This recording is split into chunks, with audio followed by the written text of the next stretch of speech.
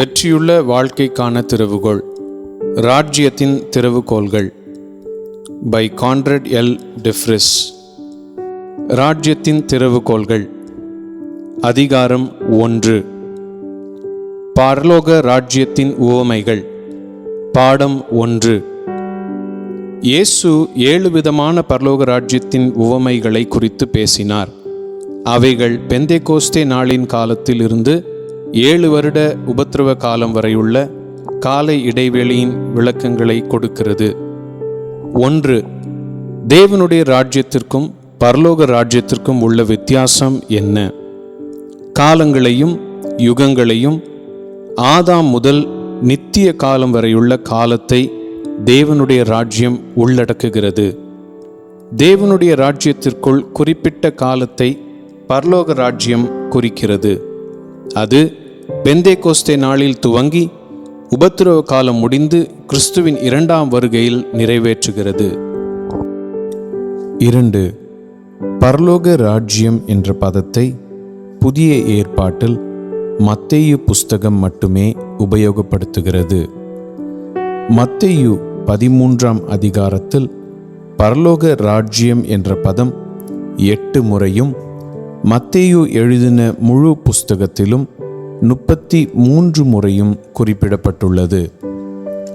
தேவனுடைய ராஜ்யம் என்ற பதம் 5 முறை மத்தேயு புஸ்தகத்திலும் மற்ற வேதாகம பகுதியில் பல முறையும் குறிப்பிடப்பட்டுள்ளது. 3. 2 பகுதிகளாக மத்தேயு புஸ்தகத்தை பிரிக்கலாம். பகுதி 1, அதிகாரங்கள் 1 முதல் 12 வரை. இந்த அதிகாரங்கள் யூதர்களுக்காக எழுதப்பட்டது. தமக்கு சொந்தமானவர்களுக்காக இயேசு வந்தார், ஆனால் அவர்கள் அவரை ஏற்றுக்கொள்ளவில்லை. யோவான் 1ஆம் அதிகாரம் 11ஆம் வசனத்தில் அவர் தமக்கு சொந்தமானதிலே வந்தார், அவருக்கு சொந்தமானவர்களோ அவரை ஏற்றுக்கொள்ளவில்லை.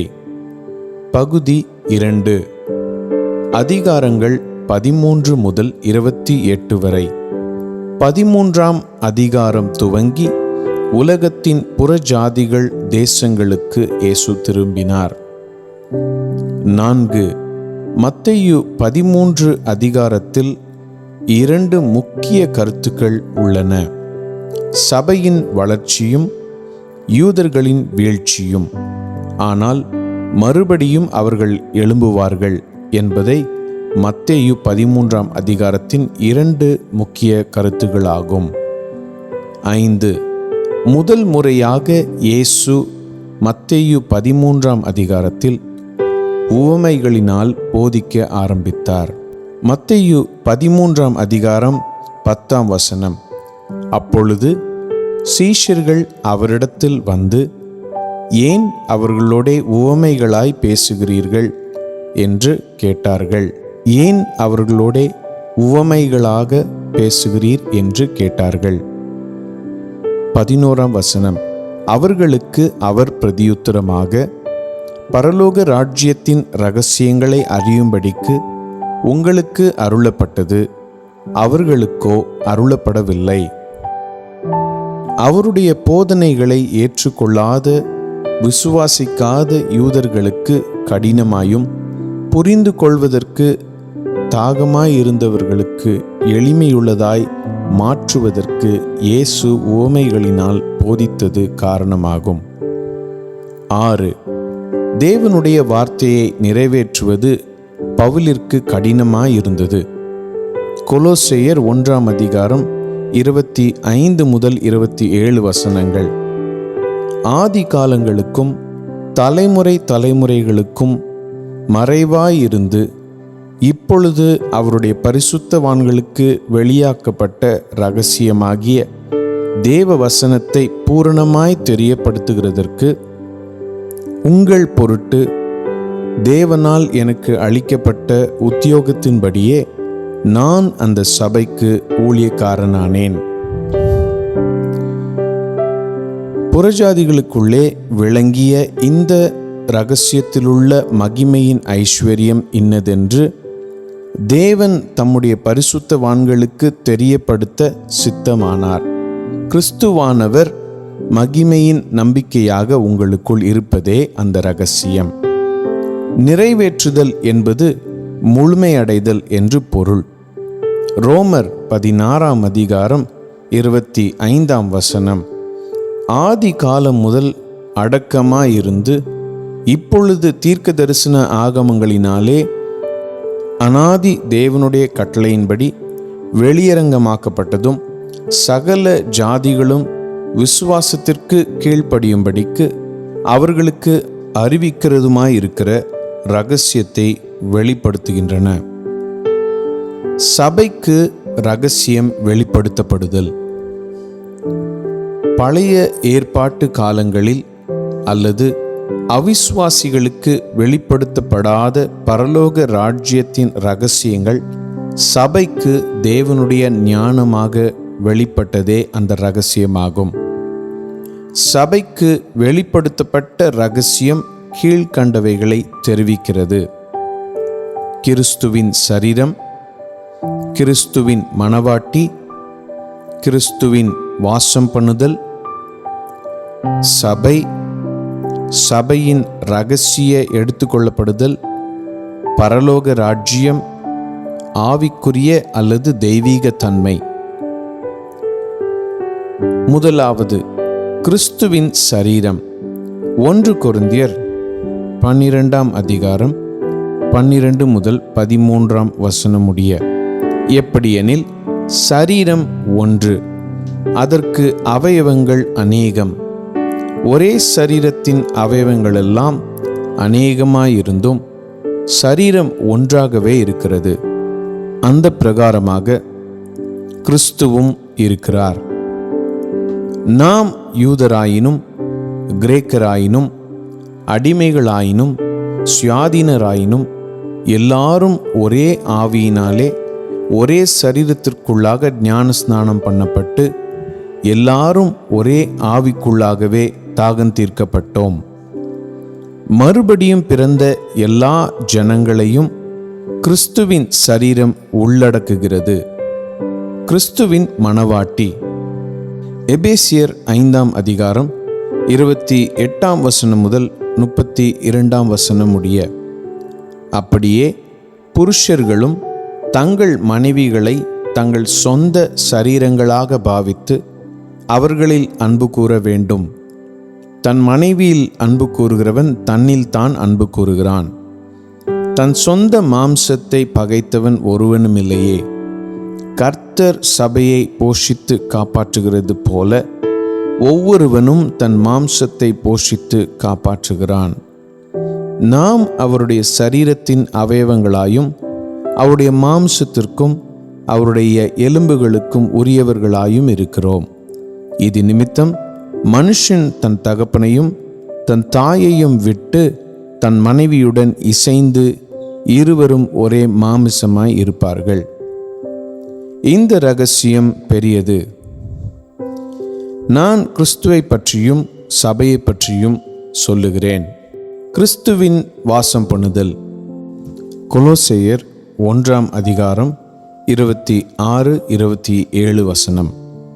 உங்கள் பொருட்டு தேவனால் எனக்கு அளிக்கப்பட்ட உத்தியோகத்தின்படியே நான் அந்த சபைக்கு ஊழியக்காரனானேன். புறஜாதிகளுக்குள்ளே விளங்கிய இந்த இரகசியத்திலுள்ள மகிமையின் ஐஸ்வர்யம் இன்னதென்று தேவன் தம்முடைய பரிசுத்தவான்களுக்கு தெரியப்படுத்த சித்தமானார். கிறிஸ்துவானவர் மகிமையின் நம்பிக்கையாக உங்களுக்குள் இருப்பதே அந்த இரகசியம். சபை. வெளிப்படுத்தின விசேஷம் 1ஆம் அதிகாரம் 20ஆம் வசனம். என் வலது கரத்தில் நீ கண்ட 7 நட்சத்திரங்களின் இரகசியத்தையும் 7 பொன் குத்துவிளக்குகளின் இரகசியத்தையும் எழுது. அந்த 7 நட்சத்திரங்களும் 7 சபைகளின் தூதர்களாம். நீ கண்ட 7 குத்துவிளக்குகளும் 7 சபைகளாம். சபையின் இரகசிய எடுத்துக்கொள்ளப்படுதல். 1 கொரிந்தியர் 15ஆம் அதிகாரம் 51ஆம் வசனம் முதல் 57ஆம் வசனம் முடிய. இதோ ஒரு இரகசியத்தை உங்களுக்கு அறிவிக்கிறேன். நாம் எல்லோரும் நித்திரையடைவதில்லை. ஆகிலும் கடைசி எக்காலம் தொனிக்கும்போது ஒரு நிமிஷத்திலே, ஒரு இமைப்பொழுதிலே நாம் எல்லோரும் மறுரூபமாக்கப்படுவோம். எக்காலம் தொனிக்கும்.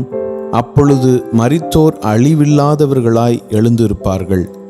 நாமும் மறுரூபமாக்கப்படுவோம்.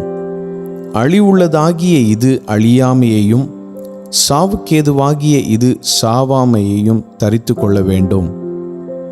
அழிவுள்ளதாகிய இது அழியாமையையும், சாவுக்கேதுவாகிய இது சாவாமையையும் தரித்து கொள்ளும்போது மரணம் ஜெயமாக விழுங்கப்பட்டது என்று எழுதியிருக்கிற வார்த்தை நிறைவேறும். மரணமே உன் கூர் எங்கே? பாதாளமே உன் ஜெயம் எங்கே? மரணத்தின் கூர் பாவம், பாவத்தின் பலன் நியாயப்பிரமாணம். நம்முடைய கர்த்தராகிய இயேசு கிறிஸ்துவினாலே நமக்கு ஜெயம் கொடுக்கிற தேவனுக்கு ஸ்தோத்திரம். 7 வருட உபத்திரவ காலத்திற்கு முன்பு சபை இரகசியமாய் எடுத்துக்கொள்ளப்படும். பரலோக ராஜ்யம். மத்தேயு 13ஆம் அதிகாரம் 1 முதல் 58 வசனங்கள். இயேசு அன்றைய தினமே வீட்டிலிருந்து புறப்பட்டு போய் கடலோரத்திலே உட்கார்ந்தார். திரளான ஜனங்கள் அவரிடத்தில் கூடி வந்தபடியால் அவர் படவில் ஏறி உட்கார்ந்தார். ஜனங்கள் எல்லாரும் கரையிலே நின்றார்கள். அவர் அங்கே விசேஷங்களை உவமைகளாக அவர்களுக்கு சொன்னார். கேளுங்கள், விதைக்கிறவன் ஒருவன் விதைக்க புறப்பட்டான். அவன் விதைக்கையில் சில விதை வழியருகே விழுந்தது. பறவைகள் வந்து அதை பட்சித்து போட்டது. சில விதை அதிக மண்ணில்லாத கற்பாறை இடங்களில் விழுந்தது. மண் ஆழமாயிராததினாலே அது சீக்கிரமாய் முளைத்தது. வெயில் ஏறின போதோ தீந்து போய் வேரில்லாமையால் உலர்ந்து போயிற்று. சில விதை முள்ளுள்ள இடங்களில் விழுந்தது. முள் வளர்ந்து அதை நெருக்கி போட்டது. சில விதையோ நல்ல நிலத்தில் விழுந்தது. சிலது 100ஆகவும், சிலது 60ஆகவும், சிலது 30ஆகவும் பலன் தந்தது. கேட்கிறதற்கு காதுள்ளவன் கேட்க கடவன் என்றார். அப்பொழுது சீஷர்கள் அவரிடத்தில் வந்து, ஏன் அவர்களோடே உவமைகளாக பேசுகிறீர் என்று கேட்டார்கள். அவர்களுக்கு அவர் பிரதியுத்தரமாக, பரலோக ராஜ்யத்தின் இரகசியங்களை அறியும்படி உங்களுக்கு அருளப்பட்டது, அவர்களுக்கோ அருளப்படவில்லை. உள்ளவன் எவனோ அவனுக்கு கொடுக்கப்படும், பரிபூரணமும் அடைவான். இல்லாதவன் எவனோ அவனிடத்தில் உள்ளதும் எடுத்துக்கொள்ளப்படும்.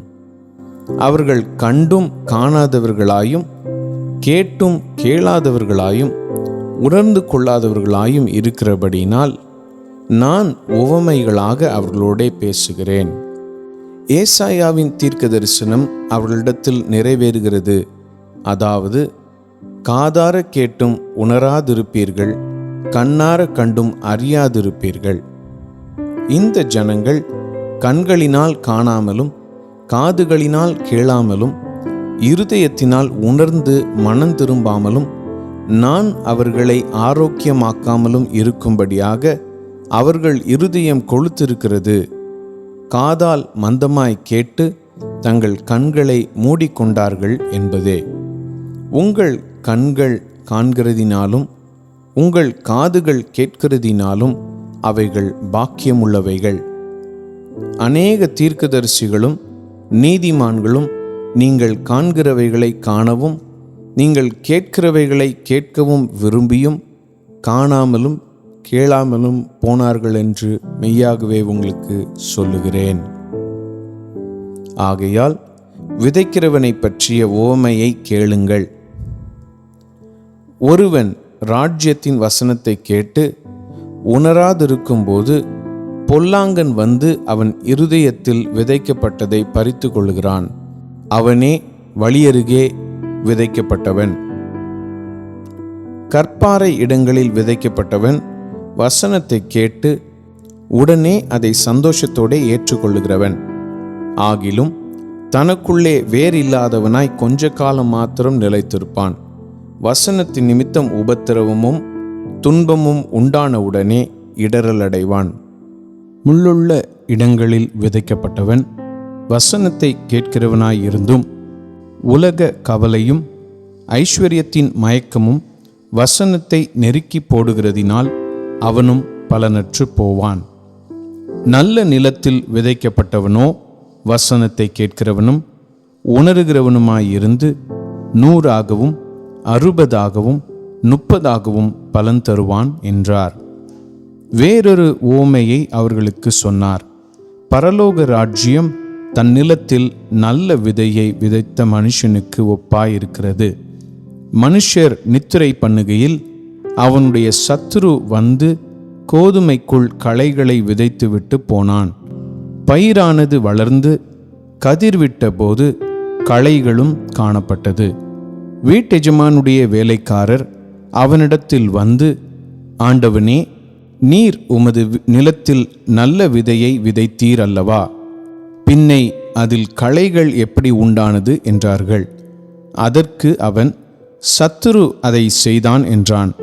அப்பொழுது வேலைக்காரர், நாங்கள் போய் அவைகளை பிடுங்கி போட உமக்கு சித்தமா என்று கேட்டார்கள். அதற்கு அவன், வேண்டாம், களைகளை பிடுங்கும்போது நீங்கள் கோதுமையும் கூட வேரோடே பிடுங்காதபடிக்கு 2ஐயும் அறுப்பு மட்டும் வளர விடுங்கள். அறுப்பு காலத்தில் நான் அறுக்கிறவர்களை நோக்கி, முதலாவது களைகளை பிடுங்கி அவைகளை சுட்டெரிக்கிறதற்கு கட்டுகளாக கட்டுங்கள், கோதுமையையோ என் களஞ்சியத்தில் சேர்த்து வையுங்கள் என்பேன் என்று சொன்னான் என்றார். வேறொரு உவமையை அவர்களுக்கு சொன்னார். பரலோக ராஜ்யம் கடுகு விதைக்கு ஒப்பாயிருக்கிறது. அதை ஒரு மனுஷன் எடுத்து தன் நிலத்தில் விதைத்தான். அது சகல விதைகளிலும் சிறிதாயிருந்தும் வளரும்போது சகல பூண்டுகளிலும் பெரிதாகி ஆகாயத்து பறவைகள் அதன் கிளைகளில் வந்து அடையத்தக்க மரமாகும் என்றார். வேறொரு உவமையை அவர்களுக்கு சொன்னார். பரலோக ராஜ்யம் புளித்த மாவுக்கு ஒப்பாயிருக்கிறது. அதை ஒரு ஸ்திரீ எடுத்து முழுவதும் புளிக்கும் வரைக்கும் 3 படி மாவிலே அடக்கி வைத்தாள் என்றார். இவைகளை எல்லாம் இயேசு ஜனங்களோடே உவமைகளாக பேசினார். உவமைகளினாலே அன்றி அவர்களோடே பேசவில்லை. என் வாயை உவமைகளினால் திறப்பேன், உலகத் தோற்றம் முதல் மறைபொருளானவைகளை வெளிப்படுத்துவேன் என்று தீர்க்கதரிசியால் உரைக்கப்பட்டது நிறைவேறும்படி இப்படி நடந்தது. அப்பொழுது இயேசு ஜனங்களை அனுப்பிவிட்டு வீட்டுக்கு போனார். அவருடைய சீஷர்கள் அவரிடத்தில் வந்து, நிலத்தின் களைகளை பற்றிய உவமையை எங்களுக்கு வெளிப்படுத்த வேண்டும் என்று கேட்டார்கள். அவர் பிரதியுத்தரமாக, நல்ல விதையை விதைக்கிறவன் மனுஷகுமாரன், நிலம் உலகம், நல்ல விதை ராஜ்யத்தின் புத்திரர், களைகள் பொல்லாங்கனுடைய புத்திரர். அவைகளை விதைக்கிற சத்துரு பிசாசு. அறுப்பு உலகத்தின் முடிவு, அறுக்கிறவர்கள் தேவதூதர்கள். ஆதலால் களைகளை சேர்த்து அக்கினியால் சுட்டெரிக்கிறது போல இவ்வுலகத்தின் முடிவிலே நடக்கும். மனுஷகுமாரன் தம்முடைய தூதர்களை அனுப்புவார். அவர்கள் அவருடைய ராஜ்யத்தில் இருக்கிற சகல இடரல்களையும் அக்கிரமம் செய்கிறவர்களையும் சேர்த்து அவர்களை அக்கினி சூளையிலே போடுவார்கள். அங்கே அழுகையும் பற்கடிப்பும் உண்டாயிருக்கும். அப்பொழுது நீதிமான்கள் தங்கள் பிதாவின் ராஜ்யத்திலே சூரியனைப் போல பிரகாசிப்பார்கள். கேட்கிறதற்கு காதுள்ளவன் கேட்க கடவன். அன்றியும் பரலோக ராஜ்யம் நிலத்தில் புதைந்திருக்கிற பொக்கிஷத்துக்கு ஒப்பாயிருக்கிறது. அதை ஒரு மனுஷன் கண்டு மறைத்து அதை பற்றிய சந்தோஷத்தினாலே போய் தனக்கு உண்டான எல்லாவற்றையும் விற்று அந்த நிலத்தை கொள்ளுகிறான். மேலும் பரலோக ராஜ்யம் நல்ல முத்துக்களை தேடுகிற வியாபாரிக்கு ஒப்பாயிருக்கிறது. அவன் விலையுயர்ந்த ஒரு முத்தை கண்டு போய் தனக்குண்டான எல்லாவற்றையும் விற்று அதை கொள்ளுகிறான். அன்றியும் பரலோக ராஜ்யம் கடலிலே போடப்பட்டு சகலவிதமான மீன்களையும் சேர்த்து வாரிக்கொள்ளும் வலைக்கு ஒப்பாயிருக்கிறது. அது நிறைந்த போது அதை கரையில் இழுத்து உட்கார்ந்து நல்லவைகளை கூடைகளில் சேர்த்து ஆகாதவைகளை எறிந்து போடுவார்கள். இப்படியே உலகத்தின் முடிவிலே நடக்கும். தேவதூதர்கள் புறப்பட்டு நீதிமான்களின் நடுவிலிருந்து பொல்லாதவர்களை பிரித்து அவர்களை அக்கினி சூளையிலே போடுவார்கள். அங்கே அழுகையும் பற்கடிப்பும் உண்டாயிருக்கும் என்றார். பின்பு இயேசு அவர்களை நோக்கி, இவைகளை எல்லாம் அறிந்து கொண்டீர்களா என்று கேட்டார். அதற்கு அவர்கள், ஆம், அறிந்து கொண்டோம் ஆண்டவரே என்றார்கள். அப்பொழுது அவர் அவர்களை நோக்கி, இப்படி இருக்கிறபடியால் பரலோக ராஜ்யத்துக்கு அடுத்தவைகளில் உபதேசிக்கப்பட்டு தேறின வேதபாரகன் எவனும் தன் பொக்கிஷத்திலிருந்து புதியவைகளையும் பழையவைகளையும் எடுத்து கொடுக்கிற வீட்டெஜமானாகிய மனுஷனுக்கு ஒப்பாயிருக்கிறான் என்றார். இயேசு இந்த உவமைகளை சொல்லி முடித்த பின்பு அவ்விடம் விட்டு தாம் வளர்ந்த ஊரிலே வந்து அவர்களுடைய ஜெப ஆலயத்திலே அவர்களுக்கு உபதேசம் பண்ணினார். அவர்கள் ஆச்சரியப்பட்டு, இவனுக்கு இந்த ஞானமும் பலத்த செய்கைகளும் எப்படி வந்தது? இவன் தச்சனுடைய குமாரன் அல்லவா? இவன் தாய் மரியாள் என்பவள் அல்லவா? யாக்கோபு, யோசே, சீமோன், யூதா என்பவர்கள் இவனுக்கு சகோதரர் அல்லவா? இவன் சகோதரிகள் எல்லாரும் நம்மிடத்தில் இருக்கிறார்கள் அல்லவா? இப்படி இருக்க இதெல்லாம் இவனுக்கு எப்படி வந்தது என்று சொல்லி அவரை குறித்து இடறல் அடைந்தார்கள். இயேசு அவர்களை நோக்கி, தீர்க்கதரிசி ஒருவன் தன் ஊரிலும் தன் வீட்டிலேயுமின்றி வேறெங்கும் கனவீனமடையான் என்றார். அவர்களுடைய அவிசுவாசத்தின் நிமித்தம் அவர் அங்கே அநேக அற்புதங்களை செய்யவில்லை. ஆவிக்குரிய அல்லது தெய்வீக தன்மை. 1 தீமோத்தேயு 3ஆம் அதிகாரம் 16ஆம் வசனம். அன்றியும் தேவ பக்திக்குரிய இரகசியமானது யாவரும் ஒப்புக்கொள்ளுகிறபடியே மகா மேன்மையுள்ளது. தேவன் மாம்சத்திலே வெளிப்பட்டார், ஆவியிலே நீதியுள்ளவர் என்று விளங்கப்பட்டார், தேவதூதர்களால் காணப்பட்டார், புறஜாதிகளிடத்தில் பிரசங்கிக்கப்பட்டார், உலகத்திலே விசுவாசிக்கப்பட்டார், மகிமையிலே ஏறெடுத்து கொள்ளப்பட்டார். 7. கீழ் கொடுக்கப்பட்டவைகளை இரகசியம் உள்ளடக்கவில்லை. இயேசுவின் மரணம், இயேசுவின் அடக்கம், இயேசுவின் உயிர்த்தெழுதல், இயேசுவின் பரமேறுதல், பிதாவின் வலது பாரிசத்தில் இயேசு வீற்றிருத்தல், 7 வருட கால உபத்திரவ காலம், கிறிஸ்துவின் 2ஆம் வருகை, 1000 வருட அரசாட்சி, எல்லா சிருஷ்டிப்பின் நித்திய காலம். இயேசு போதித்த ராஜ்யத்தின் உவமைகள். 8. மத்தேயு 13ஆம் அதிகாரத்தில் ராஜ்யத்தின் உவமைகள் 7 உள்ளது. உவமை 1. விதைப்பவனும் விதையும். சபையின் காலத்தை விதைப்பவனும் விதையையும் குறித்து உவமை குறிப்பிடுகிறது. மத்தேயு 13ஆம் அதிகாரம் 3 முதல் 9 வசனங்கள். அவர் அநேக விசேஷங்களை உவமைகளாக அவர்களுக்கு சொன்னார்.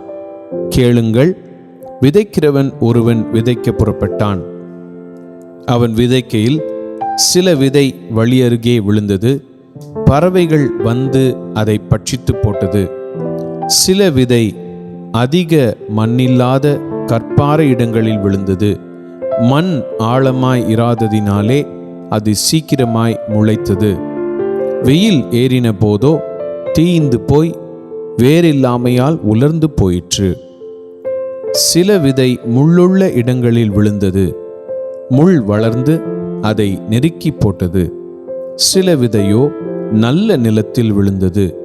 சிலது 100ஆகவும் சிலது 60ஆகவும் சிலது 30ஆகவும் பலன் தந்தது. கேட்கிறதற்கு காதுள்ளவன் கேட்க கடவன் என்றார். மத்தேயு 13ஆம் அதிகாரம் 19ஆம் வசனம் முதல் 23 வரை. ஒருவன் ராஜ்யத்தின் வசனத்தை கேட்டும் உணராதிருக்கும் போது பொல்லாங்கன் வந்து அவன் இருதயத்தில் விதைக்கப்பட்டதை பறித்து கொள்ளுகிறான். அவனே வழியருகே விதைக்கப்பட்டவன். கற்பாறை இடங்களில் விதைக்கப்பட்டவன் வசனத்தை கேட்டு உடனே அதை சந்தோஷத்தோடே ஏற்றுக்கொள்ளுகிறவன். ஆகிலும் தனக்குள்ளே வேறில்லாதவனாய் கொஞ்ச காலம் மாத்திரம் நிலைத்திருப்பான். வசனத்து நிமித்தம் உபத்திரவமும் துன்பமும் உண்டானவுடனே இடறல் அடைவான். முள்ளுள்ள இடங்களில் விதைக்கப்பட்டவன் வசனத்தை கேட்கிறவனாயிருந்தும் உலக கவலையும் ஐஸ்வர்யத்தின் மயக்கமும் வசனத்தை நெருக்கி போடுகிறதினால் அவனும் பலனற்று போவான். நல்ல நிலத்தில் விதைக்கப்பட்டவனோ வசனத்தை கேட்கிறவனும் உணர்கிறவனுமாயிருந்து 100ஆகவும் 60ஆகவும் 30ஆகவும் பலன் தருவான் என்றார். உவமை 2. கோதுமையும் களையும். 7 வருட உபத்திரவ காலத்தை கோதுமையும் களையும் உவமை முன்னறிவிக்கிறது. நல்ல விதை பரலோக ராஜ்யத்தின் புத்திரர், பதர் துன்மார்க்கத்தின் புத்திரர். மத்தேயு 13ஆம் அதிகாரம் 24 முதல் 30 வசனங்கள். வேறொரு உவமை அவர்களுக்கு சொன்னார். பரலோக ராஜ்யம் தன் நிலத்தில் நல்ல விதையை விதைத்த மனுஷனுக்கு ஒப்பாயிருக்கிறது. மனுஷர் நித்திரை பண்ணுகையில் அவனுடைய சத்துரு வந்து கோதுமைக்குள் களைகளை விதைத்துவிட்டு போனான். பயிரானது வளர்ந்து கதிர்விட்டபோது களைகளும் காணப்பட்டது. வீட்டெஜமானுடைய வேலைக்காரர் அவனிடத்தில் வந்து, ஆண்டவனே, நீர் உமது நிலத்தில் நல்ல விதையை விதைத்தீர் அல்லவா? பின்னை அதில் களைகள் எப்படி உண்டானது என்றார்கள். அதற்கு அவன், சத்துரு அதை செய்தான் என்றான். அப்பொழுது வேலைக்காரர், நாங்கள் போய் அவைகளை பிடுங்கி போட உமக்கு சித்தமா என்று கேட்டார்கள். அதற்கு அவன், வேண்டாம், களைகளை பிடுங்கும்போது நீங்கள் கோதுமையையும் கூட வேரோடே பிடுங்காதபடிக்கு 2ஐயும் அறுப்பு மட்டும் வளரவிடுங்கள். அறுப்பு காலத்தில் நான் அறுக்கிறவர்களை நோக்கி, முதலாவது களைகளை பிடுங்கி அவைகளை சுட்டெரிக்கிறதற்கு கட்டுகளாக கட்டுங்கள், கோதுமையையோ என் களஞ்சியத்தில் சேர்த்து வையுங்கள் என்பேன் என்று சொன்னான் என்றார்.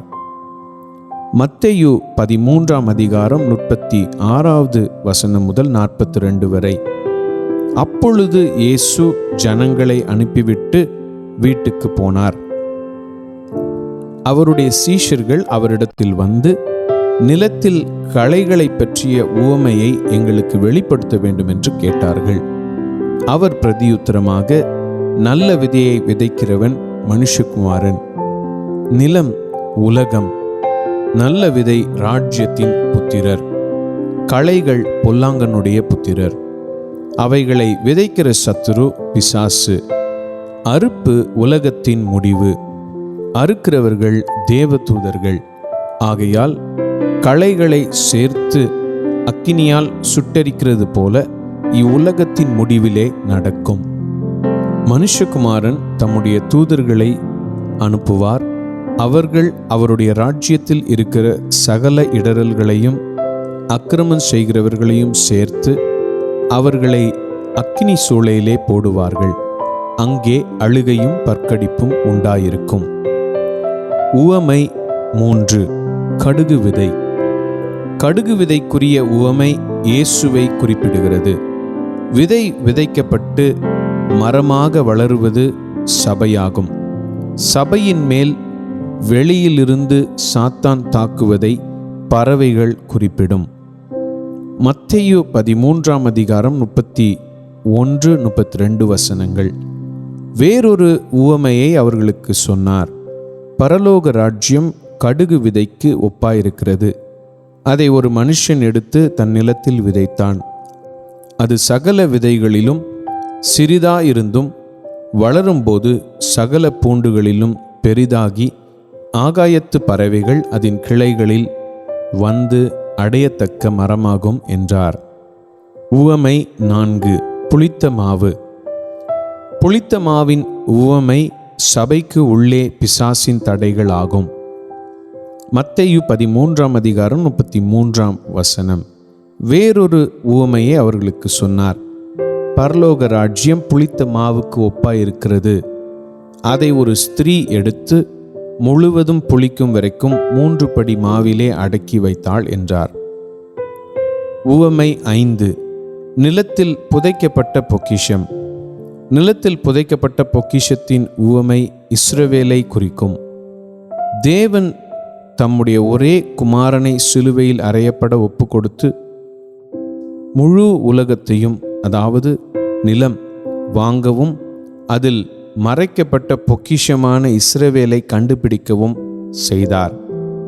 மத்தேயு 13:44 அன்றியும் பரலோக ராஜ்யம் நிலத்தில் புதைந்திருக்கிற பொக்கிஷத்துக்கு ஒப்பாயிருக்கிறது. அதை ஒரு மனுஷன் கண்டு மறைத்து அதை பற்றிய சந்தோஷத்தினாலே போய் தனக்கு உண்டான எல்லாவற்றையும் விற்று அந்த நிலத்தை கொள்ளுகிறான். உவமை 6. விலைமதிப்பற்ற முத்துக்கள். இந்த உவமை சபையை குறிப்பிடுகிறது. முத்து சபையை குறிக்கிறது. முத்துக்கள் கொஞ்சம் கொஞ்சமாக படிப்படியாக உருவாக்கப்படுகிறது. தேவனும் அது போலவே சபையை கட்டுகிறார். மத்தேயு 13:45-46 மேலும் பரலோக ராஜ்யம் நல்ல முத்துக்களை தேடுகிற வியாபாரிக்கு ஒப்பாயிருக்கிறது. அவன் விலையுயர்ந்த ஒரு முத்தை கண்டு போய் தனக்குண்டான எல்லாவற்றையும் விற்று அதை கொள்ளுகிறான். உவமை 7. கடலில் போடப்பட்ட வலை. தேவன் நன்மையையும் தீமையையும் பிரிக்கிற காலமான 7 வருட கால உபத்திரவ காலத்தை இந்த உவமை குறிக்கிறது. மத்தேயு 13:47-50 அன்றியும் பரலோக ராஜ்யம் கடலில் போடப்பட்டு சகலவிதமான மீன்களையும் சேர்த்து வாரிக்கொள்ளும் வலைக்கு ஒப்பாயிருக்கிறது.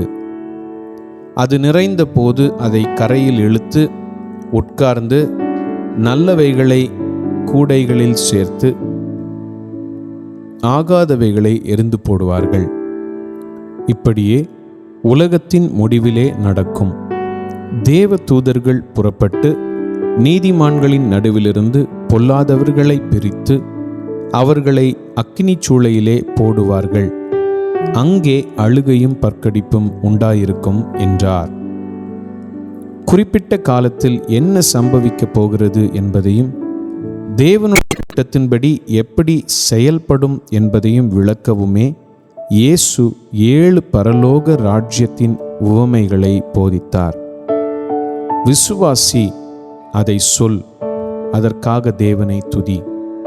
சபையின் காலத்தில் எனக்கான தேவ திட்டங்களை நிறைவேற்றவும், தேவன் எதற்காக என்னை அழைத்தாரோ அதை நிறைவேற்றவும் நான் தொடருகிறேன்.